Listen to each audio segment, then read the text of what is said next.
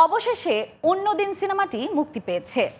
দীর্ঘদিন সেন্সর বোর্ডে আটকে থাকার পর গত 11 জুলাই থেকে সিনেমাটি দেশের প্রেক্ষাগৃহে মুক্তি দেওয়া হয়েছে। কামার আহমদ সাইমন পরিচালিত এই সিনেমাটি প্রযোজনা করেছেন সারা আফরিন। সে সম্পর্কে বিস্তারিত জানবো এবারের আয়োজনে।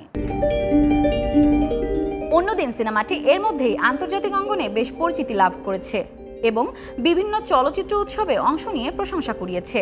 সিনেমাটি জলচয়ী ত্রিলজির দ্বিতীয় চলচ্চিত্র এবং এর আগে ইটফা, কান, লোকার্নো, ক্যামডেন, সিডনি, জুরিক সহ বিশ্বের বিভিন্ন চলচ্চিত্র উৎসবে প্রদর্শিত হয়েছে।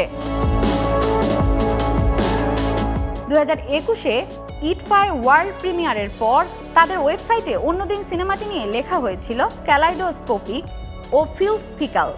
এখানে আমার ধারণা বেশিরভাগই নন অ্যাক্টর, যারা কখনো অভিনয় করেন না এরকম মানুষ, কিন্তু তাদের ডায়লগে কিভাবে প্রত্যেকটা শব্দ, প্রত্যেকটা পজ, প্রত্যেকটা দাড়ি কমা, মানে সব কিছু কিভাবে এত পারফেক্ট হয়েছে আমার এটা জানতেই হবে। এছাড়া সিনেমাটি নিউ ইয়র্কের মমিতে মাস্টারপিস হিসেবে নির্বাচিত হয়। অংশ নেয় জুরিক, সিডনি ও নন্তের ফেস্টিভ্যাল অফ 3 কন্টিনেন্টস প্রতিযোগিতায়।